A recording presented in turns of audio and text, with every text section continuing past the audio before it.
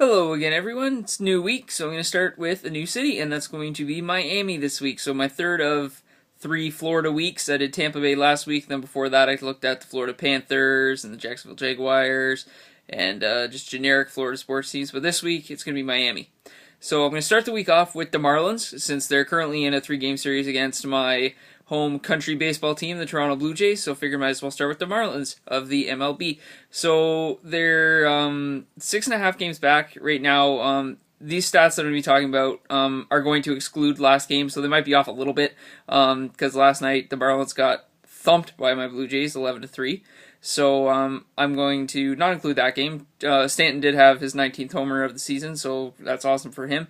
But not too many bright notes for the Marlins in last night's game. So some of these stats might be a little off. Like I said, there will be a game off because I'm not going to include last night's game, since that was a bit of an embarrassment for the Marlins last night. So excluding last night's game, they're 24-33.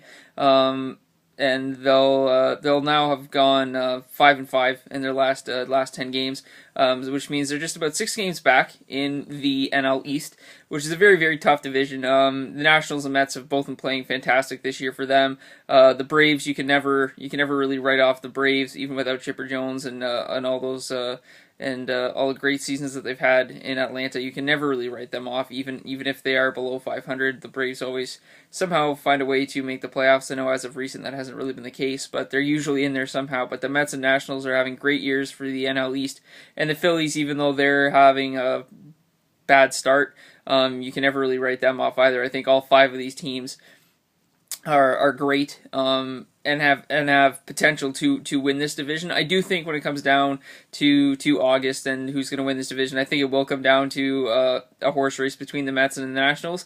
But I do think the Marlins are a better team than their record would point out. I think this Marlins team is definitely headed in the right direction, for sure.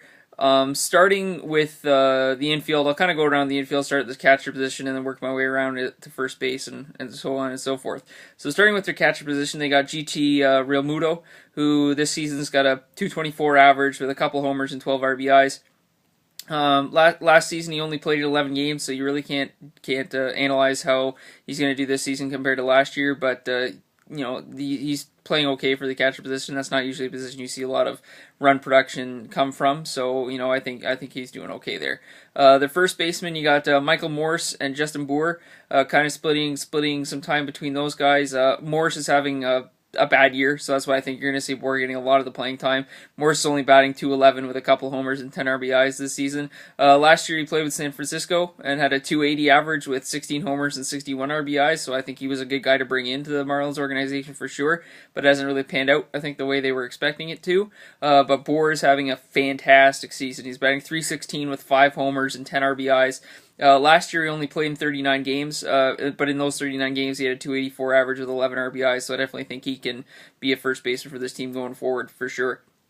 Their second baseman, D. Gordon, who I hope makes the All-Star game at the second base position for the NL. I definitely think he's a front runner for that, and he would be my choice.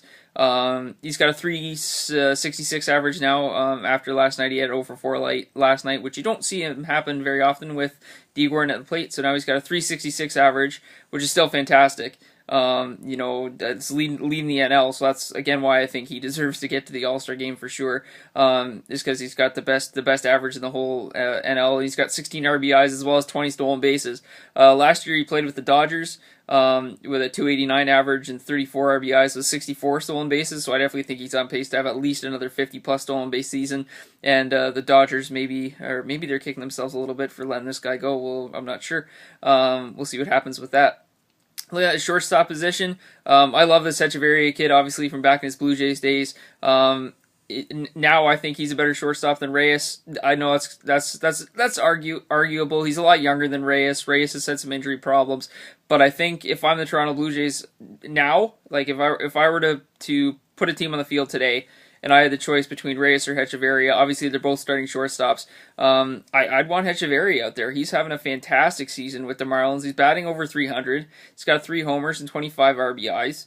And last year he batted 276 with 34 RBIs and 7 stolen bases, so he brings another little bit of a speed aspect to his game, and he's a solid bat. I mean, if you can have two guys bat over 300, D. Gordon, obviously your leadoff batter, Hechavarria is batting 8th or 9th or something. When you have a guy that can bat over 300 and you put him at the bottom of your lineup, that's fantastic for a good young team.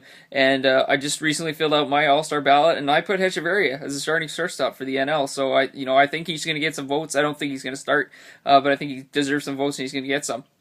Martin Prado at third base. Last year he played with Arizona, obviously last year. This year he's got 284 average with 3 homers and 23 RBIs. Last season he only had 5 homers in the whole season, so he's probably going to eclipse that this year playing for Miami. Then you also got Jeff Baker as another infielder position. He's batting 275 with a couple of homers and 6 RBIs in 25 games he's played in, so a good guy to come off the bench late in the game when you need some pinch hitters and stuff when you're taking your pitcher out.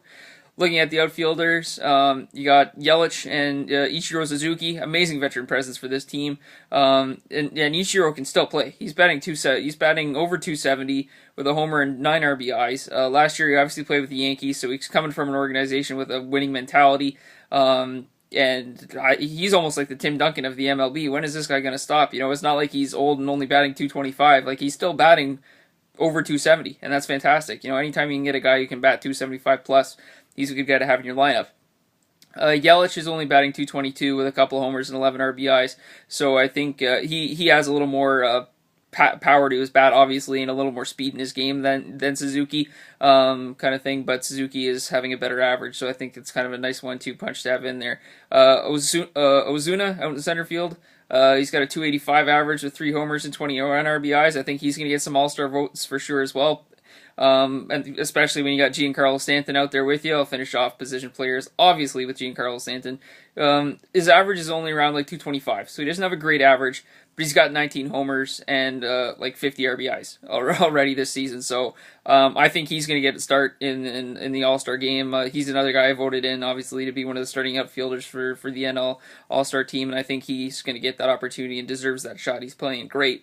So you got a lot of guys on this team that have amazing individual stats. They have the production, so that's why you look at their record and it doesn't really outline the skill of this team.